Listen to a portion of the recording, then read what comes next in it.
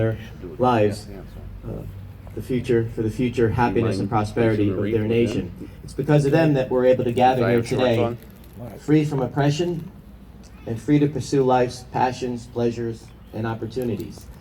This is my 11th year in a row being here, and I enjoy each one more than the next because this is really, truly, could be Middle America. And thank you all for coming out. And we hear every year wonderful tributes and stories, and to me, the one tribute that always comes back is something that was uttered by Ronald Reagan in 1984 in Normandy, when he looked out at all the graves and markers in France, and mentioned that these young boys had given up not only their lives, their one life, but two lives, the lives they were living and the lives that they would have led. When you think about it, they were just kids.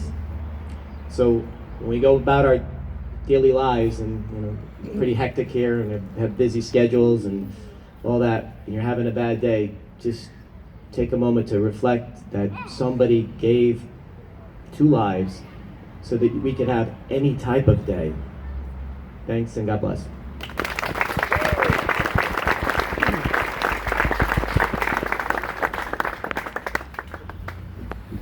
Well, I can't confirm if we get special treatment because both the governor, the U.S. senator live in our district, and of course we have Libby as one of our chiefs, but our first selectman, fire commissioner, police commissioner, Peter Tessie also is a native of Glenville, so I'm sure we get a little extra for that as well. So.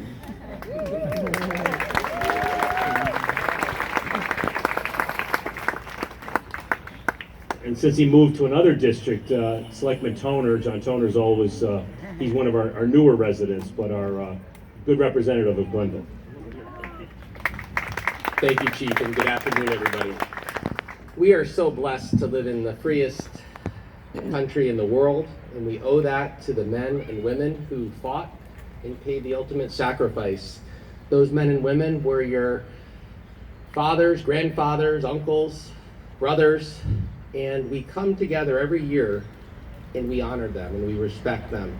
And through your participation, you demonstrate the importance of it by your presence, by your commitment to salute the flag and pay homage to their service so that we can live free. And I do want to really thank the 9th District Vets, the Glenville Volunteer Fire Company, all of the service organizations, the auxiliary here at the 9th District Vets, and the Troop 35, and all the other civic organizations that really define the word community. And it's the community that's coming together here in Glenville, a special place of our beloved town of Greenwich, to honor those who served, who died, and whose memories we vow to never forget. And therefore I want to again affirm what our federal and state officials had to say. And I think we're very fortunate today to have with us our governor, our senior United States senator, our state delegation, as well as us local officials, to gather together and show unity of purpose. You can see from a governance, you have your federal, state, and local united behind country and observance of one of the most important federal holidays that we know, Memorial Day. And that's something we should not forget and recognize as being special for us here in Glenville, with the Glenville Volunteer Fire Company and 9th District Vets hosting. So thank you so much. It's been a real honor and pleasure to serve you as your first selectman, and Glenville always will hold a special place in my heart. Thank you.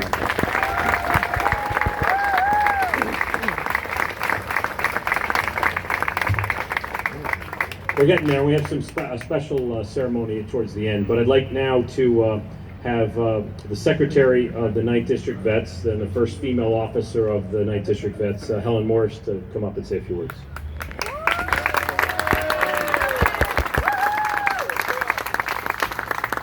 Thank you. Thank you all for being here today. I'm really so honored to stand with you to commemorate the sacrifices of those military men and women who have laid down their lives in service to this great nation. As you know, Memorial Day is a special day set aside to honor military service members who died fighting in a war. You may not know that it was founded in 1868 by Major General John A. Logan, a Civil War veteran. After the Civil War, a small group of men and women went to a cemetery in Columbus, Mississippi, and honored the soldiers of both the North and the South by placing flowers on their graves. Memorial Day was originally called Decoration Day because graves were decorated with flowers.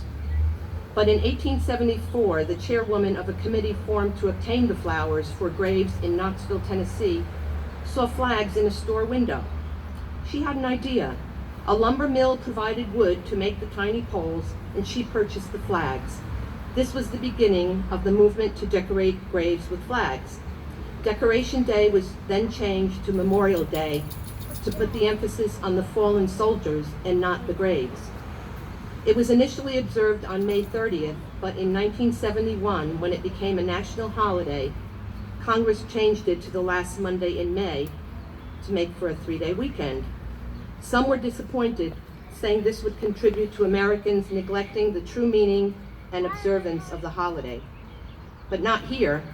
We're all here to observe the real meaning of Memorial Day. We need to remember and respect those who paid the ultimate price for our freedoms. We owe the honored dead more than we could ever repay. Another very recognized memorial symbol for soldiers who have died in conflict is the red poppy. The red poppy has been associated with conflict since the Napoleonic Wars, when a writer first noted how poppies grew over the graves of soldiers. Later, during World War I, Lieutenant Colonel John McCrae, who fought in the Flanders region of Belgium, while performing a burial service for a close friend killed in battle, also noticed how red poppies grew so quickly around the graves. He later wrote a poem about this in Flanders Fields, which I would like to recite to you. In Flanders fields the poppies grow, between the crosses, row on row, that mark our place, and in the sky the larks, still bravely singing, fly, scarce heard amid the guns below. We are the dead. Short days ago, we lived, felt dawn, saw sunset glow, loved and were loved, and now we lie in Flanders fields. Take up our quarrel with the foe, to you from falling hands we throw the torch. Be yours to hold it high. If ye break faith with us who die, we shall not sleep, though poppies grow in Flanders field. Inspired by this poem, an American professor named Mona Michael, at the end of the war in 1918, distributed silk red poppies and campaigned to have them adopted as an official symbol of remembrance by the American Legion, which they did in 1920. On behalf of the 9th District Veterans Association, I would once again like to thank you for attending and invite you all back to the Vets Clubhouse for refreshments immediately following the ceremony. Thank you.